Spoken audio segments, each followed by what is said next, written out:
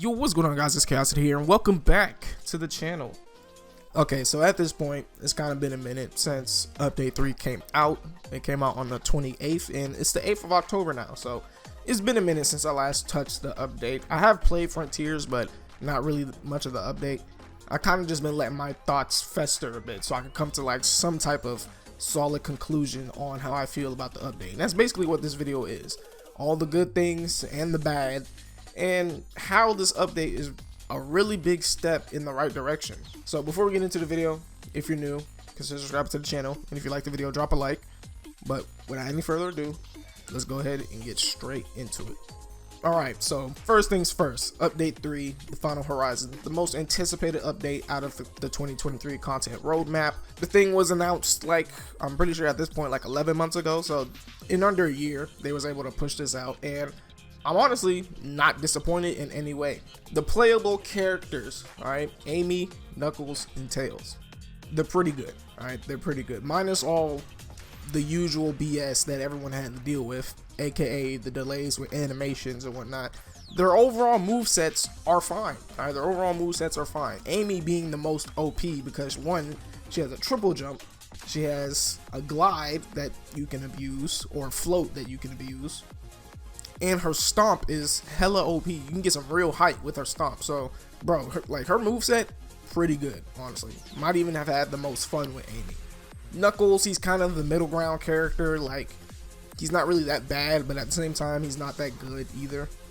And then you have Tails, which, honestly, he has the weakest moveset, but that's mainly because he doesn't have a homing attack. And the reason for that, I believe, is because, well, for one, in the game files, I'm pretty sure someone found that Tails had a homing attack skill icon that was never used. So the thing is with the homing attack, like with all the other characters, Sonic, Amy, and Knuckles, usually you will homing attack onto something and then go into your melee. But since Tails technically doesn't have a melee, homing attacking it and then going into throwing wrenches wouldn't really work. I feel like it would only, like, you know, it just wouldn't benefit the player. So maybe that's why I wasn't included. I don't really know, but because Tails doesn't have a homing attack, he kind of has the weakest moveset. Now, in terms of movement, he's the most OP because he has his Cyclone. I don't really know, like, Tails is bad, but then again, he's not bad at all because that Cyclone is OP. It's really OP. But overall, the playable characters are pretty good. Now, in terms of the platforming, again, platforming was really fun, pretty good as well. The towers were really fun, really took advantage of Sonic's moveset and whatnot. Same thing with the other characters platforming as well. Amy's really took advantage of her moveset. Knuckles platforming took advantage of his moveset. Same thing with Tails. Not even really with Tails. Tails' platforming, instead of really taking advantage of his moveset, it was more so like puzzle-based platforming. There was quite a few platforming challenges that required me to like go through a maze. There's this one where you had to freaking like turn off the lasers to get to a Coco or something. You had to go in this building or this platforming building and hit all the buttons to turn off all the lasers, and it was really confusing. Like, I legit didn't know what to do or how to progress through that platforming challenge. And like I said, there was a couple of those challenges that were really puzzle based, and I liked that a lot. But in terms of flow, if I had to rank each character's platforming, it would probably be Amy's would be the best because hers flowed the best, and then it would be Tails because I really like that puzzle based platforming that he got going on. And then Knuckles would be last just because it's just Knuckles. He's really not impressive in this update. He's just okay. But moving on from platforming, next we have the combat. Alright, and the combat, I'm not gonna lie, it's nothing special. There's really nothing special. Each character has very limited combat. I'm pretty sure with Amy, she has like a 3-hit combo with like an infinite spin that doesn't really do that much damage. Knuckles, he has his charge attack, which is pretty cool, but again, doesn't really do that much damage. And then he has a basic 3-hit combo as well. Tails actually has the strongest combat here, and the reason for that is because you can stack attacks with Tails. By using Tails' charged wrench attack, which lingers for quite a bit and does like 14 a hit, you can stack that with his Cyclone Cannon, and that does a lot of damage. Alright, even on Aranos Island, even in the new update with all them new and improved Guardians, they're really just way more spongy with a lot more health. Even against those spongy characters, Tails still comes out on top when it comes to combat. But in terms of pure damage, Tails actually does the most damage in combat, which is actually surprising. Alright, now in terms of cyberspace, alright, Cyberspace is a big improvement, all right?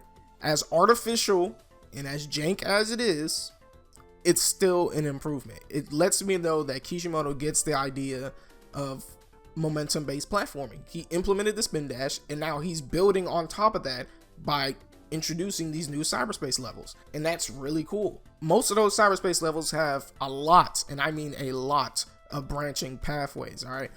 And by using the spin dash and going up so high, you can literally pick and choose which pathway to go on.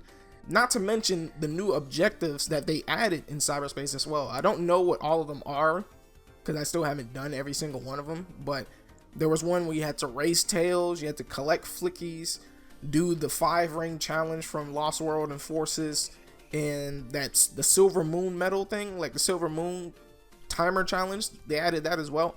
Those new objectives in cyberspace really complement or really push for replayability in those levels, because now you're not just going for the S rank. Like before, you had to get the S rank, collect all the red star rings, which was literally just put in front of you instead of like hidden in all other Sonic games. Collect rings, and I'm pretty sure just make it to the goal. Alright, all of those objectives in the base game: reach the goal, get the S rank, clear with a certain number of rings, and get all the red medal rings or red star rings.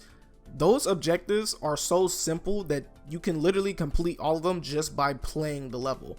You get rings as you play the level. You're already just trying to get to the goal.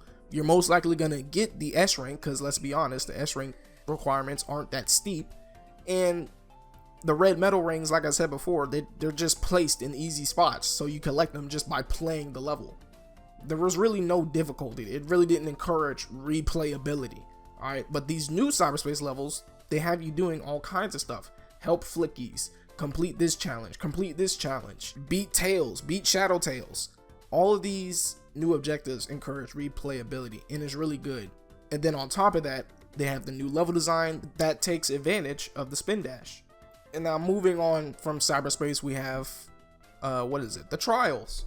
The trials were actually pretty fun. They could have been done a bit better. Like seriously, there were some serious balancing issues there. Apparently a lot of people had trouble on trial 2 with the shield enemies. I mean, I got through it pretty fine, I figured it out, but the general populace seems to have had a lot of trouble with trial 2, and it really stumped them. It stumped them to the point where they needed to look up like tutorials on how to beat trial 2, because it was so dang difficult, or it was so tight with its time limit. Now the rest of the trials, the first one with the Guardians honestly was pretty fun. The second one with the shield enemies, a bit annoying, but for me it was pretty easy, so I don't really have an issue there. The third one, I don't remember. I'm pretty sure it was the one with the wolves. That was, again, pretty easy. The wolves are easy.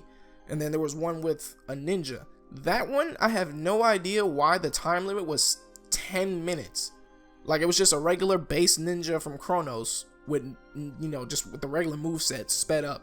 Like, there were some serious balancing issues there. I thought that trial, the one with the ninja, I thought that trial was going to be like, you know, like multiple waves. Like, first you fight the regular ninja, then you fight the shinobi from like Chaos, then you fight Kunoichi, then Master Ninja, then like Master Ninja Plus or something. I thought we were going to go through waves. I thought that's why the time limit was at 10 minutes, because we were going to fight multiple variants of the ninja, but apparently that was not the case, so I was a little disappointed with that, but nonetheless, simple enough. And then, of course, we have the Master Trial, the King's Trial. You got to fight all 3 Titans back to back with only 400 rings, with a perfect parry. Now, apparently, a lot of people had some serious trouble with that, even on easy mode.